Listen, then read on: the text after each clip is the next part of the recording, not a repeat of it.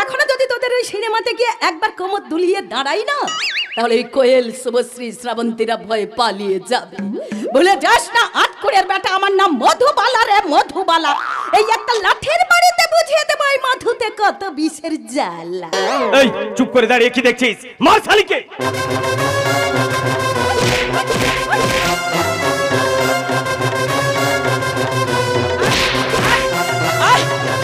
আটকুড়ের বেটা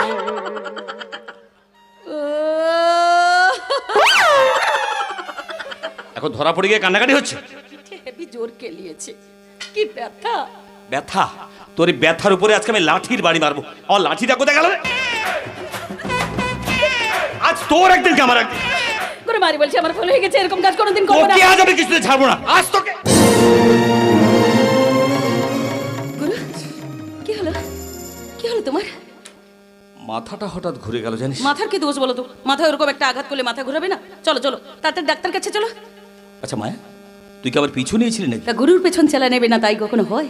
যখনই তোমার কাছে ফোনটা আসে তখন আমি বুঝতে পেরেছি এ কোনো ঘটালো কেস। আমি তোমার পিছু নিয়েছি। আচ্ছা তুই যে আমাকে কিছু না বলেই বিপদের মাঝখানে চলে এলি, তোর যদি কিছু একটা হয়ে যেত? আমার কিছু হয়ে গেলে পিছনে কাঁদবার জন্য কেউ নেই গো গুরু, কিন্তু তোমার যদি বড় সড়ো কিছু হয়ে যেত তাহলে মাঝি বড় সাহেব এদের কি অবস্থা হতো বলো দেখি।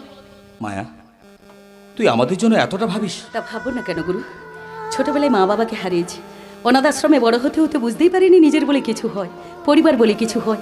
তোমাদের বাড়িতে আসবার পর তোমাদেরকে প্রথম নিজের বলে জেনেছি গুরু, তাই এত সহজে তোমাদের হারাই কি করে বলো তো? আর তাই তুই জীবনে ঝুঁকি নিয়ে এখানে চলে এলি। আচ্ছা তোর কি মনে হয় তুই শুধু আমাদেরকে নিজের ভাবিস আর আমরা ভাবি না? তোর যদি কিছু একটা হয়ে যেত আমাদের কষ্ট হতো না? আমি জানি গুরু, তুমি, মাঝি, বড় সাহেব, তোমরা সবাই আমাকে নিজের করে দেখো। এই জীবনে যে এত ভালোবাসা আমি কোনোদিন পাবো তা আমি ভাবিনি গো গুরু। তোমাদেরকে পেয়ে আমি নতুন করে বাঁচতে শিখেছি। যেভাবে নিজের মানুষদের জন্য বাঁচতে হয় ঠিক তেমনি মাঝির কাছে মায়ের ভালোবাসা কি হয় তা জেনেছি, বড় সাহেবের কাছে বাবার শাসন কি হয় তা জেনেছি। আর তোমার থেকে? আমার থেকে কি? অত কথা আমি বলতে পারবো না গুরু, এখন তুমি তাড়াতাড়ি ডাক্তার কাছে চলো তো, না হলে ওই আঘাতের জায়গাটা আবার ইনজেক্টেড হয়ে যেতে পারে। কি বলি?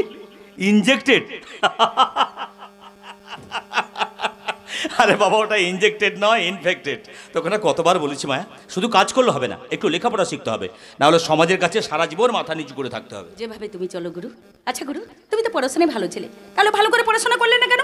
তাহলে ওই ভেড়ুয়া বাবুর মতো তোমাকেও সবাই সম্মান করতো। মায়া, তোকে না কতবার বলেছি বড়দেরকে নিয়ে ওভাবে কথা বলতে নেই। আসলে লেখাপড়া সবার কপালে থাকে না রে মায়া। আর সুযোগ পেয়েও যারা লেখাপড়াকে অবহেলা হারায়, জীবনে চলার পথে মাসুল যে তাদের বারবার দিতে হয়। তোমাকেও তো দিতে হচ্ছে বড় সাহেবের থেকে দূরে সরে গিয়ে। সব থেকে প্রিয় মানুষের কাছ থেকে দূরে থাকার যে কি জ্বালা,